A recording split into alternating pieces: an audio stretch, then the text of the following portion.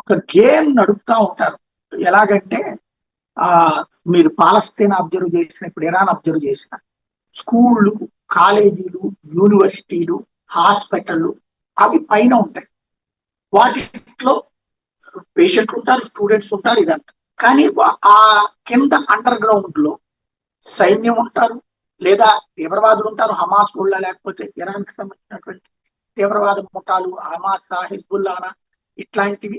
అట్లాగే ఆయుధాలు స్టోరేజ్ కూడా ఆ కిందే పెడతారు. ఎందుకు ఇది అంటే ఒక సెంటిమెంటల్ గేమ్ అనమాట.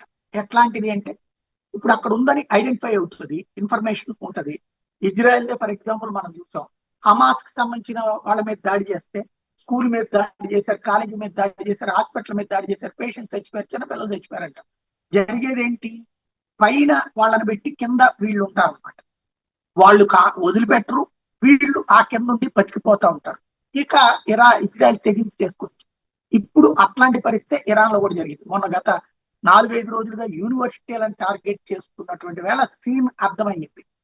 ఇక అక్కడ ఉన్న ప్రజలు కూడా, ముస్లిం యువత కూడా తిరగబడతారు. ఎందుకంటే తమను అడ్డుపెట్టి ఇరాన్ సైన్యము, ఇరాన్ ఆయుధాలు కాపాడుకుంటున్నారని అర్థమైంది. దాంతో వాళ్ళు క్వశ్చన్ చేయడం ప్రారంభించేటప్పటికి ఇప్పుడు స్కూళ్ళు, కాలేజీలకి సెలవులు ప్రకటించారు. యూనివర్సిటీలకు కూడా మళ్ళీ ప్రకటించే వరకు అవి తెరవబోవట్లేదని ప్రకటించారు.